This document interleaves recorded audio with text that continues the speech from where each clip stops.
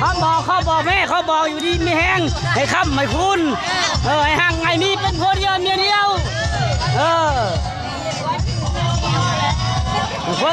เพราะสั่งเนี่ยช้าแล้วแหละค้ำเนี่ยคุณ